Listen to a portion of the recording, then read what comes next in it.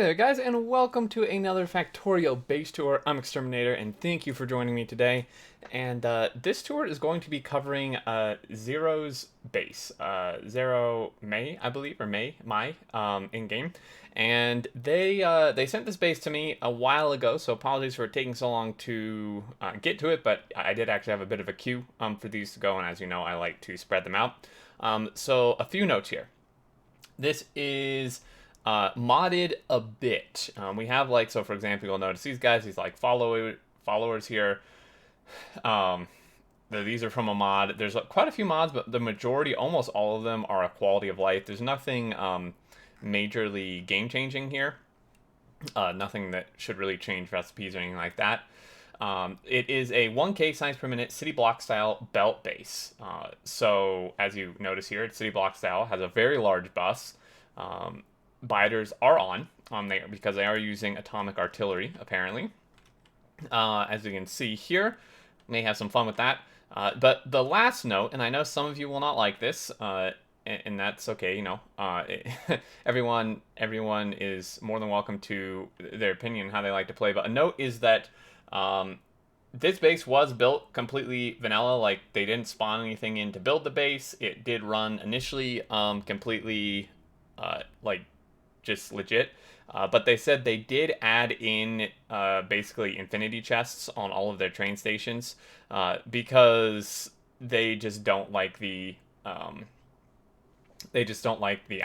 part of the game. Like they just didn't find any enjoyment from like outposting constantly and stuff like that.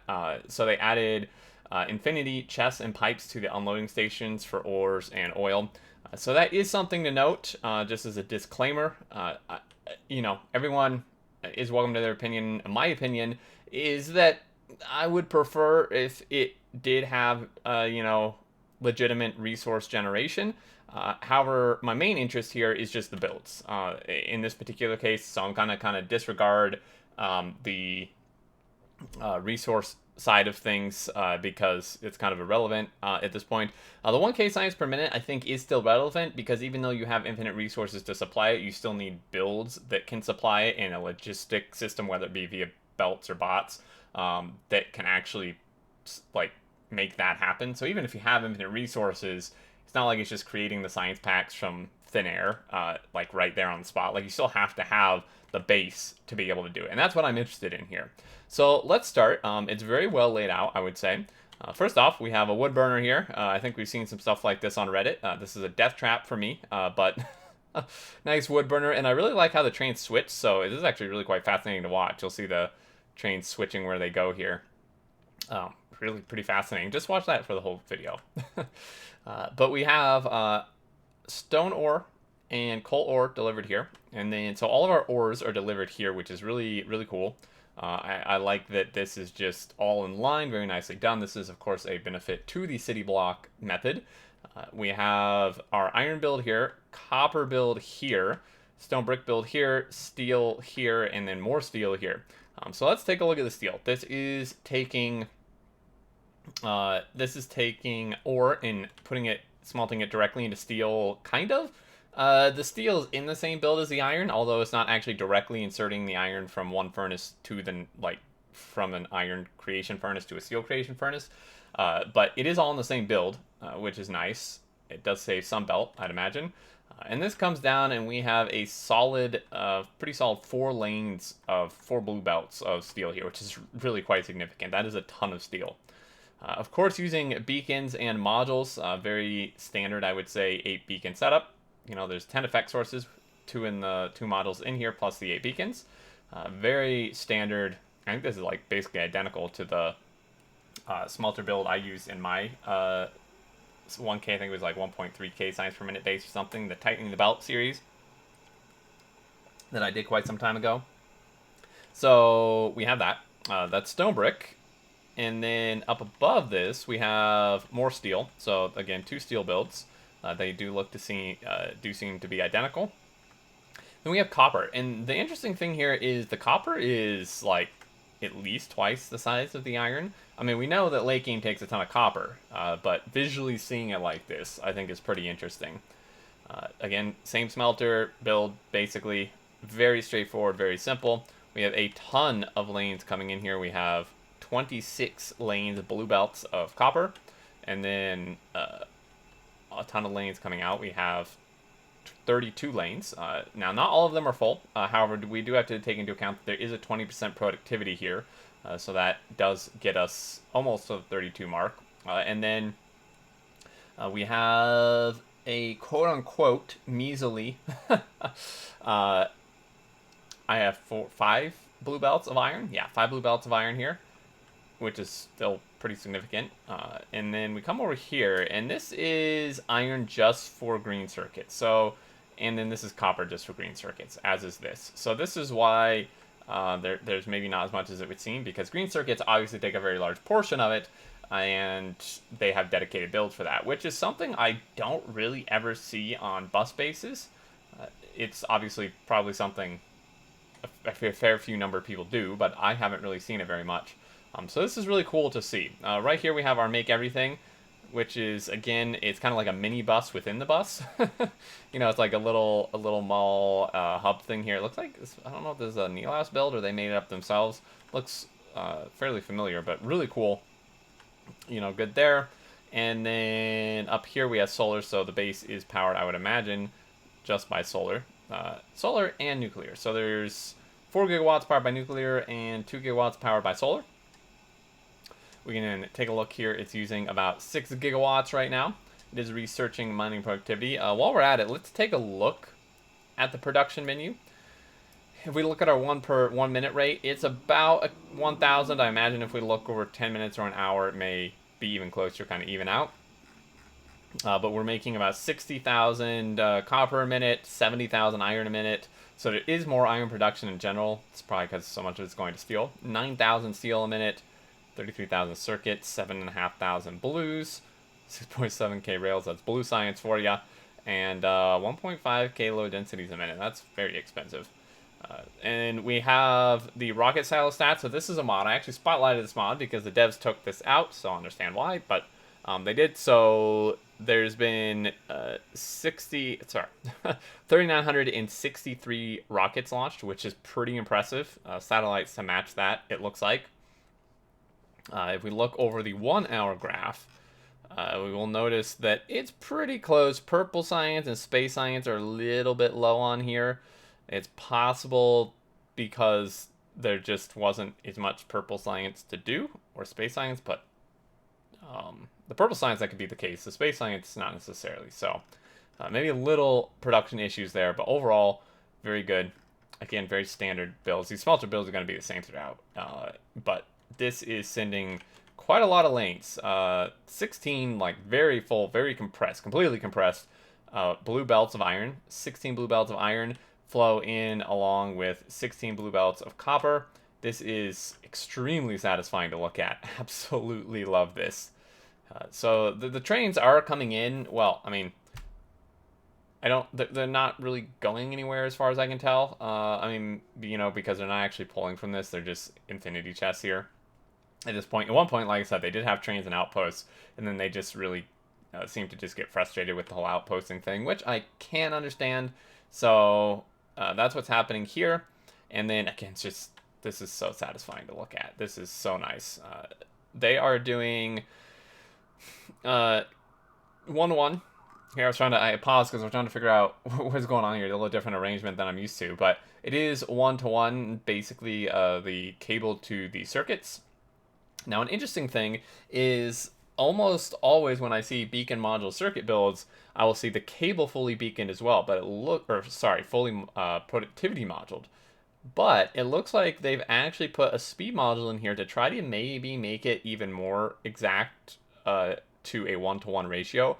Because with productivity, full productivity in both, it's close to a 1-to-1 ratio. But maybe switching this out actually brings it even closer, or exact. I doubt it's exact, but maybe. I've not actually done that calculation before. I've never really considered doing that. I just always throw productivity in there. But this is outputting a full blue belt of each. So this is half a blue belt, and then this is half a blue belt. As you can see, this is actually quite nice coming through undergrounding here, and then going into the splitter, and this one's using a splitter to sideload, which is a neat trick there. And then that goes into this one and it goes through. Each one of these is the same. Again, this is going to be 8 beacons. It's 12 effect courses because there's 4 models in each of these. And then this comes out and it is mirrored here, so exactly on the same side. Green circuits is 720 a second, 43,000 a minute. So the production we see right now is actually not max production, it seems like. But this comes out, almost looks like the belts are flowing backwards. It's kind of cool how that works. But yeah, this is, oh man, this is just extremely satisfying. Absolutely love this. I could just sit here and look at this for probably like 5-10 minutes straight, but I won't make you guys do that. So this comes up, goes onto a bus. So the first time we're actually looking much at the bus. So the bus itself contains 8 lanes, blue belt of course, in all this, of iron, and then 32 lanes of copper and 16 blue belts of circuits, which is pretty crazy. And then in addition to that, a few spaces up, we have 1 blue belt of red circuits, 2 belts of stone, 3 belts of stone brick, and then the 4 belts of steel and 4 belts of coal. And then even above that, a few more spaces above that, we have a bit of a backwards flow here, which is quite interesting. So we have, this just looks like it's all going to yellow science, maybe? It's an interesting mix of things here. This is just going to make everything, apparently. So that's why it's a backflow, because the make everything's at start, and these are made farther down the bus. And then a lane of blue circuits, solid fuel here. More solar up there. And we looked at these, so this is again just the copper for the circuits, same smelter build throughout. And if we come up here to our lab, so this is where all the magic's happening. We have, it looks like we do have all science packs produced. The blue science and green science are potentially lacking a little bit right now. I have to kind of see what's going on there, but one of the mods is disco science, I believe it is, or a similar mod that makes these match the color of what they're consuming maybe. So maybe it's not, oh, it is disco science, you can see there. So yeah, very cool mod. I think it just adds a nice visual effect. And then, if you didn't notice, they have a main bus spelled out here on the map in each grid block with a letter, which is pretty cool. Ooh, these nuclear builds really just captured my attention. I didn't even notice this. Holy moly! Wow, these are some crazy looking builds. So interesting. Okay.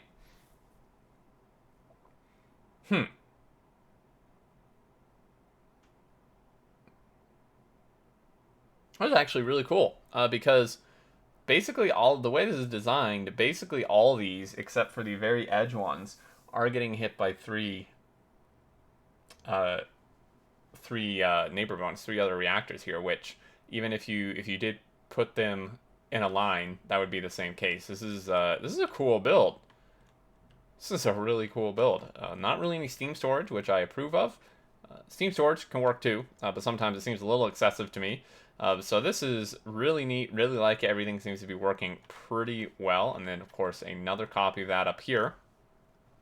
4 gigawatts each, pretty substantial.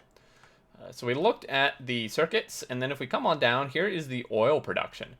Again, pretty standard beacon on all of this stuff here. And then, so this,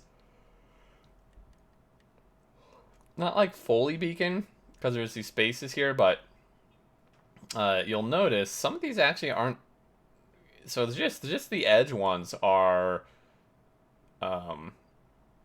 like closer to full beacon. This is kind of interesting. So this is 13 effect sources. These are 10 all throughout here. One of those was 9, I thought. Space here, I guess, due to this.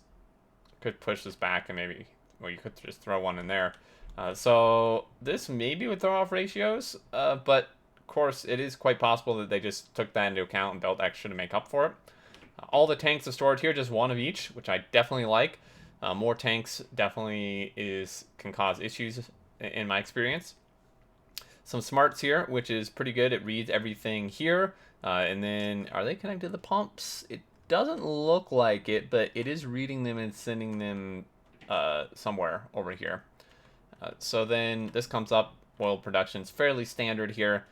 This looks to only be half beacon, just the row in the middle, but seems to work. And everything is belt-based. Like, there are some bots flying around, but you'll notice that basically everything is belt-based.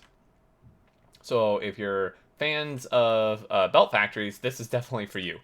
And then we have, of course, some Corex process here for the 235 and some nuclear fuel here, and then the additional uranium fuel cells there.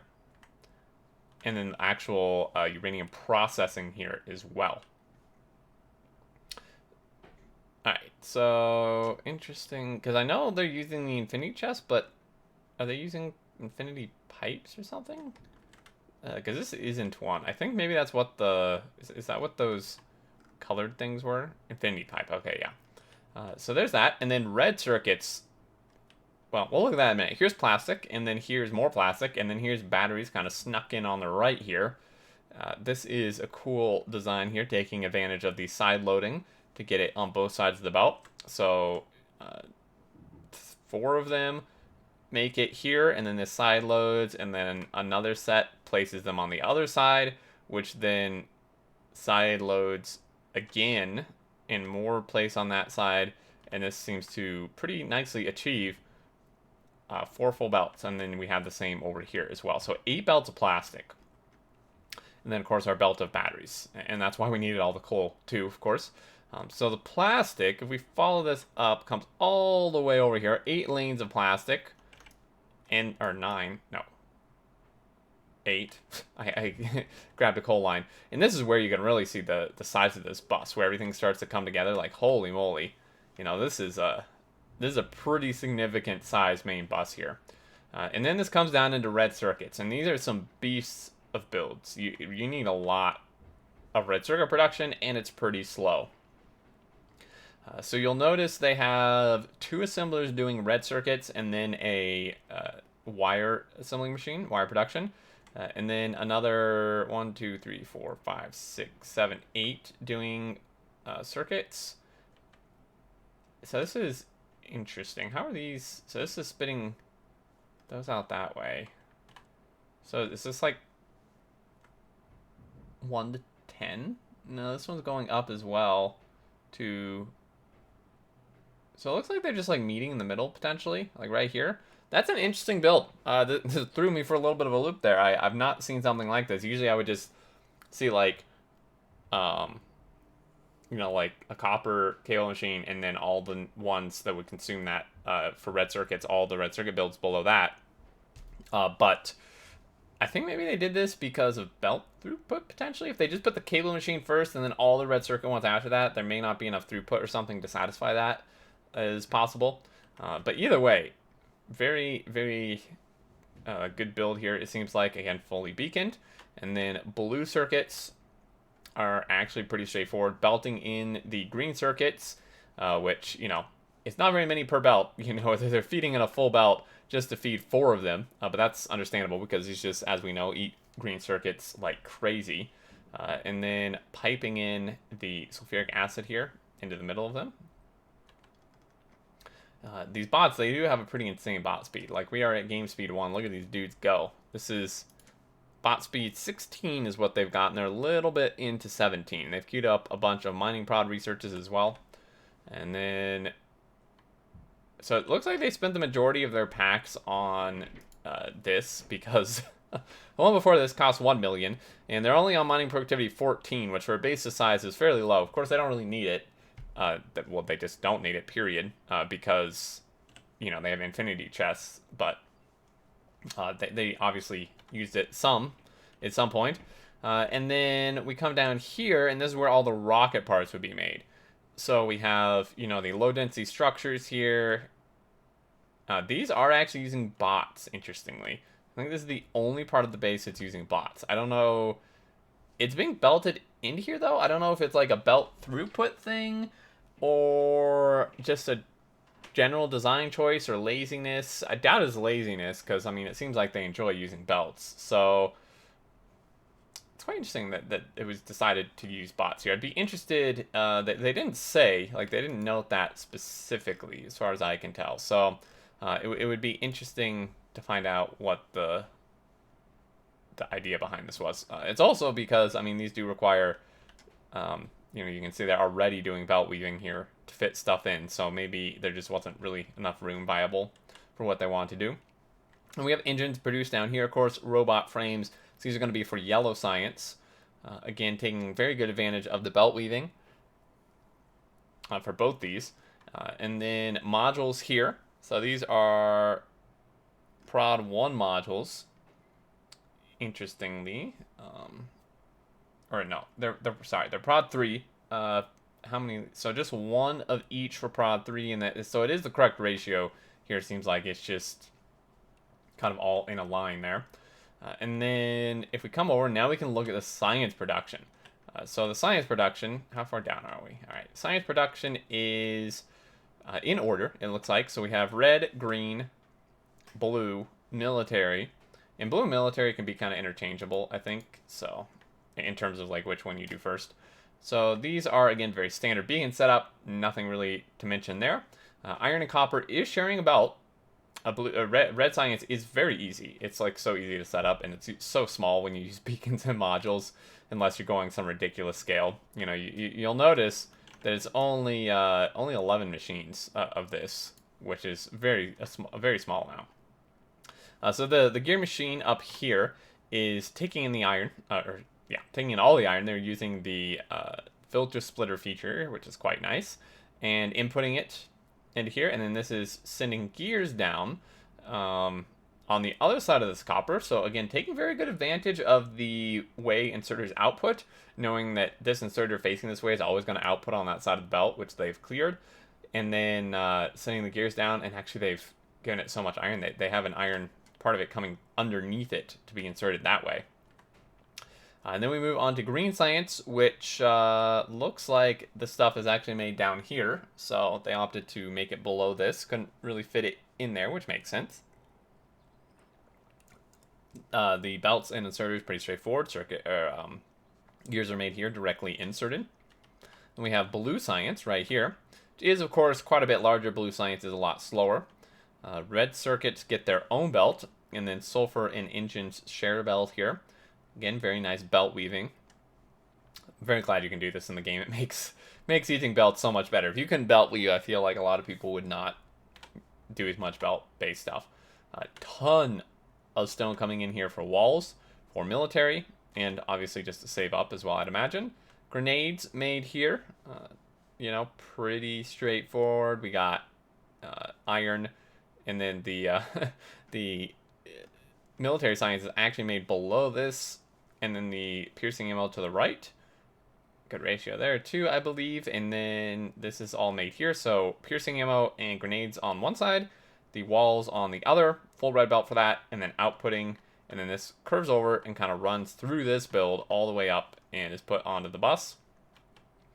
And then we have purple and high-tech science. So this is merged with blue science, purple and high-tech science. Come over here. This is actually being supplied with bots for rail, which this one I would definitely say is due to maybe belt throughput stuff, especially with the speed of bots they have. They have really fast bots. I think that it definitely would be easier at this speed. It's hard enough to supply purple science with rails, like even when you don't speed it at all. But man, with these fully beaconed module machines, like trying to supply this many rails, 30 rails per craft with belt, even blue belt, is just going to be insane. I don't know how many you could supply. Not many. Not many at all. I don't think so. Definitely, probably, I think a good choice to go here with bots. It could be done with belt. It would just be crazy. You'd have to do like one belt would feed like 2 of these or 3 of these maybe. Because if you recall the blue circuits, one belt of circuits only supplied, I think, 3 or 4 machines of those. And they take, these take twice the time, but, I mean, they require, a ton of rail, like 1.5 times the rail. So it'd be pretty nuts. So they're doing that, makes sense. And then, of course, the furnaces and productivity modules are being belted in, which, again, would lead me to believe that the rail thing here has to do with the belts. I mean, they are belting it into chests, which I find interesting. I'm a little surprised that they didn't just put it in a chest to begin with. Maybe they just didn't want that travel distance or something. I don't know. It's interesting. I'm not still not 100% convinced on what the reason was, but I took my guess. And then, of course, the productivity models here are super simple. I mean, these are easy peasy. Green circuits, red circuits, boom, you're done. Uh, and then speed it, of course, because they can't be productivity. That'd be pretty powerful. And then we have high-tech science here, which is getting its blue circuits and loading these structures. And then the robo frames are getting their own belts. And then, not by necessity, really, just by, something has to get its own belt. So, and then we output high-tech science, which comes over and merges with the blue, as we saw. And then if we come on over, we have our rocket launcher here. And I could be wrong, so please don't take this as a solid fact. This used to be a fact, but it maybe has changed. It used to be, at least, that one rocket silo could not actually launch a rocket every minute. You needed two. Basically, you always need an extra rocket silo past the amount of like 1,000 science per minute you needed. So like if you wanted 1K science per minute, you would need 2 silos. If you wanted 2K a minute, you would need 3 silos. 3, you would need 4, etc. Due to the whole animation of it, like you can certainly build the rocket in a minute.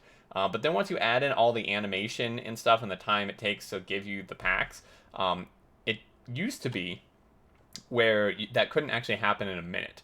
I don't know if that's changed, so if that's changed, then ignore what I just said. But the reason I mention this is maybe that's part of the production issues we saw with the space science, because, this is really close to 1,000 a minute, but it would make sense, since it couldn't quite be done every minute, that it averaged out to actually be less than 1K a minute. So that's just a thought there. If they want to add another silo, they could certainly do that. Dividing materials, like I believe that they're making enough materials to build a rocket a minute, and it's purely just the limitation of the speed of the silo and animation that's stopping them. So if they could find some way to divide the things where like just the little bit extra that is left over, like due to the slowness of this, goes to another silo to produce the rocket, and then it would all even out. Or maybe they could just evenly split 50% here, 50% to another one, and they would obviously both be slower than a minute, but then it would maybe even out if they're actually making enough materials to supply 1 per minute. So I mean, this belt is full, but again, if that's still a fact, then that was how it used to be. Again, it could have changed, so maybe just ignore that if that did change. If someone wants to let me know, definitely do so down in the comments. And then we have our oil and stuff here, but I think they're just using infinity pipes anyway. I'm not really sure. I mean, if they are, then this should have stopped, so I'm not 100% sure where exactly this is going, because I don't think there's actually trains that come here. But there we go. That's a base. I'm really impressed. I mean, yes, it is generating infinite resources with the chests, but the builds are really cool. I love this bus. I don't personally like building huge belt bases, but man, I enjoy looking at them. Like, this is just so satisfying and so appealing to me to look at and just observe as an observer, and kind of, just ogle at. So really, really impressive there. And then some of this stuff is actually continuing down. Oh yeah, it's just for this stuff. So there's that. Now, they did say they had nuclear artillery. I don't know where we were putting the artillery outposts, or if it's like, where is that coming from? I can't find it. Is it over here? I wanted to show off the nuclear artillery. I suppose we just like nuke the base or something, but that would probably be a bad idea. I wouldn't. That would be really. I would feel really bad about doing that. Suppose we could search in the train menu, maybe. Stations. Wood. Artillery. Train 0. Ew. Okay. I don't know what happened to it. I mean, I've spotlighted nuclear artillery before, atomic artillery, so if you want to check that out, you can. But yeah, bugs are on, so, and they are using alien biomes too. I didn't mention that. I said they're using a lot of mods, but that's a train. If you're wondering, that's alien biomes. But there you go. That's the mod overall, or the base overall, really cool. I think Zero's done a great job. Very impressive base. There's about, I believe, like 160 hours. Yeah, almost exactly 160 hours here. 11 minutes 44 seconds. Here's a list of mods, by the way. Like I said, basically all quality of life visual stuff. Long reach, max rate calculator, tape line, squeak through, alien biomes, bullet trails, calculator, stuff like that. So, playtime. I don't know what that. If that just okay, that provides it. It is here too. So there you go, guys. That's the base. I hope you enjoyed, and I'm curious what these come from. I'll have to look deeper than that afterwards. But I guess it says here, companion drones, but I don't know what they really do. Maybe, I don't know if they're combat or like extra builders. It looks like because they actually have equipment. So that's pretty cool. But anyway, that's gonna do it, guys. Thank you so much for watching. I do hope you enjoyed and enjoyed looking at Zero's base. And big thank you to Zero for submitting it. If you do watch this, again, thank you. And I would be interested in the areas where you're using bots for the production. It was Rails and something else. I'd be curious what the reasoning was behind that, just because it obviously differs from everything else being built. So let me know on that if you happen to watch this. And thank you everyone so much for watching. I hope you enjoyed. If you did a like is much appreciated, so it can help others find the video as well. And if you're new to the channel, feel free to subscribe to keep up with all the content. Would love to hear your thoughts down below. And until next time, I look forward to seeing you all, and do take care.